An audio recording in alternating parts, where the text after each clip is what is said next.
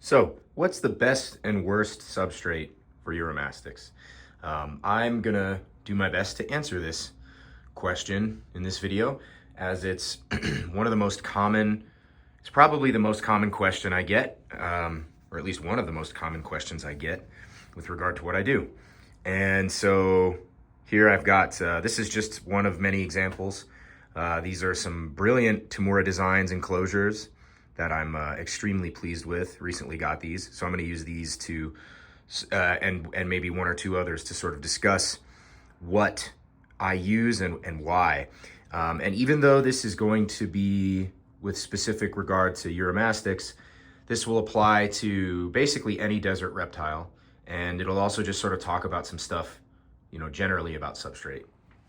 So if we open this up, you'll notice that I have two different kinds of substrate in here. This stuff here, this is called rock on a roll.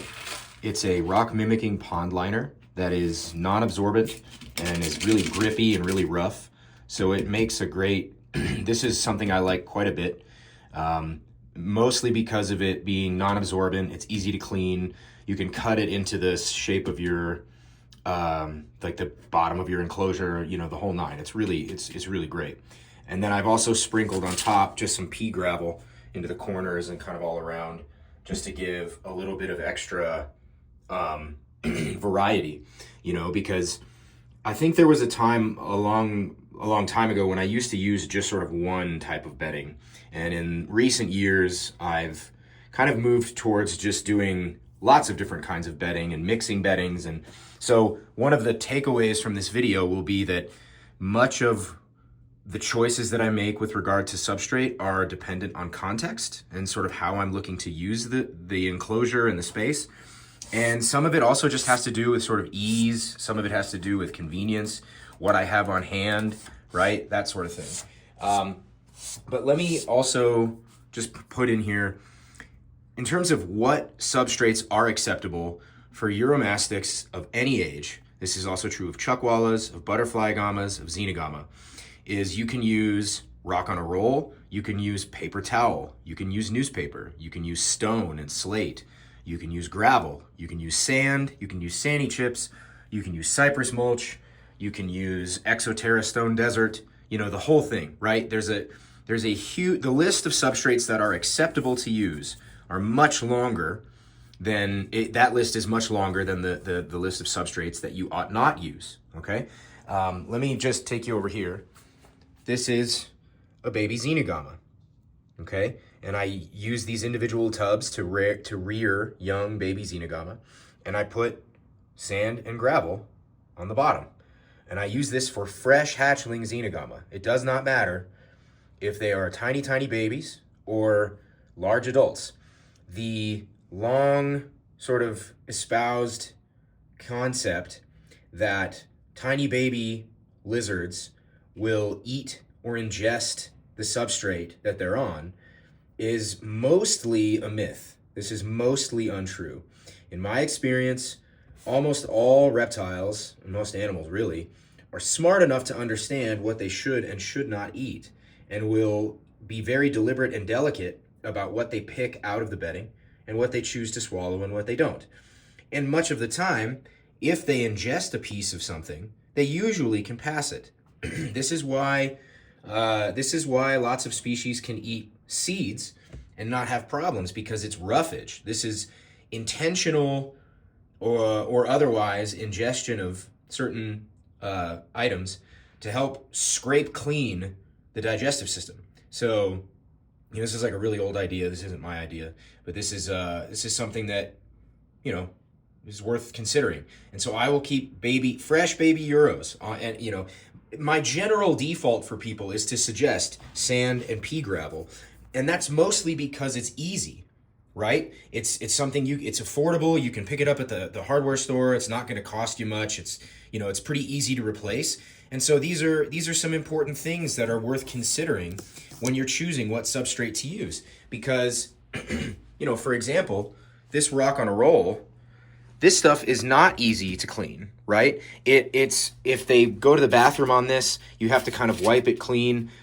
sometimes you can get stuff stuck to it, so you have to sort of either steam clean it or spray it clean, right? Sometimes. It's not always that difficult. Usually the poo is pretty dry, so it's just a pellet that you pull off the bottom.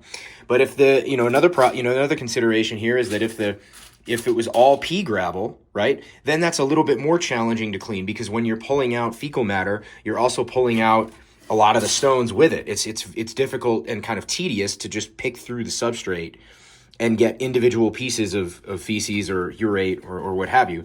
So it can be kind of a pain in the butt, right? And this is true of other beddings too, like cypress mulch or sandy chips. But, the sort of the general idea here would be that there's no perfect substrate for any of these guys for the most part. Every one of them is going to have trade-offs. In these Temora Designs enclosures, I am, even though I'm using tons of stone and logs inside for basking and hiding features, I decided to go with the rock on a roll to reduce the amount of weight on the structure of the cages, right? Because if I had filled that to the brim with sand and gravel and took advantage of this well-made litter guard, then those cages would be 500 pounds, and it would be really challenging to maneuver and maintain, right? But if I had gotten these enclosures, maybe it was the only 2 enclosures I had, and I was really investing tons and tons of time and money to make these as beautiful and naturalistic as possible. Maybe I'd put a big mixture of sand, gravel, Exoterra stone desert, topsoil, maybe some mosses and things in there to try to make it extra naturalistic and give, a lot of variety in the depth, so that way they could dig in one area and not in another. I mean, there's all kinds of different reasons why you may choose a substrate or a different one. But generally speaking, the main thing that people are usually concerned about when it comes to substrate is impaction. That's their main fear. But it's really not, if you have an otherwise healthy animal, impaction should not be your worry. That's usually going to be caused by other issues like dehydration and parasitic overload, and not the bedding itself. Now, in just a minute, I'll talk about exceptions to that. But one other thing I just want to note here is that along with ease of cleaning, ease of maintenance and replacement, affordability, naturalism or otherwise, whatever you're going for in the enclosure, other things to consider too are going to be both humidity and sort of bacterial fungal growth, right? So in enclosures where I would like to have a little bit more humidity, then I'm going to use substrates that might hold or allow for a little bit more humidity retention, because I live here in Colorado where it's very, very dry. But if I'm in Florida or North Carolina or South Carolina or something, or Georgia, where it's very, very humid, I might want to use substrates that actually reduce the humidity in the space and help even it out and keep it a little bit lower if I need to, which you really don't need to do either way, but that's okay. So that's something else to consider. Now, there are some examples of substrates that are not good, right? And so there's 2 or 3 that come to my mind immediately. One of them is crushed walnut, and the other is it's like a crushed cork. It's called Lizard or Desert Blend or something. I think it's by Zilla.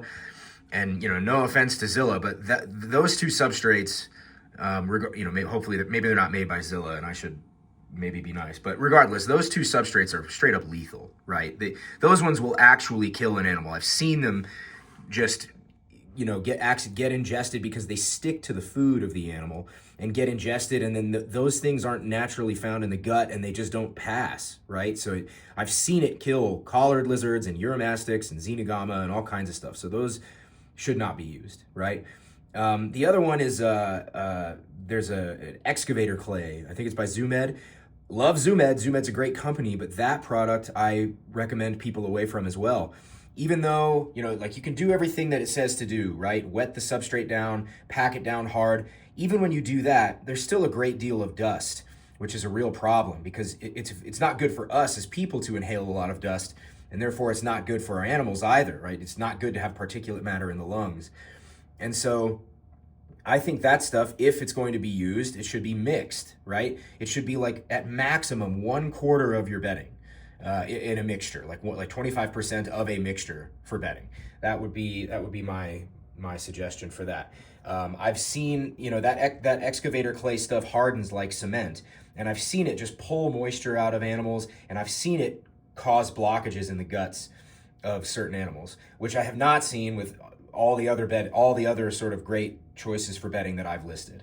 Okay. And it's also worth noting that when I said earlier that I choose my bedding sort of either based on convenience or what's available or what I'm doing, I have enclosures right now that have rock on a roll. I have enclosures right now that are bare bottom. I have enclosures right now that have paper towel, that have sand, that have cypress mulch, that have lots and lots of sand for burrowing, that have very little sand for burrowing. I mean, you name it. You can do really anything, right? There's so many kinds of bedding you can use. So anyway, hope all of this was helpful.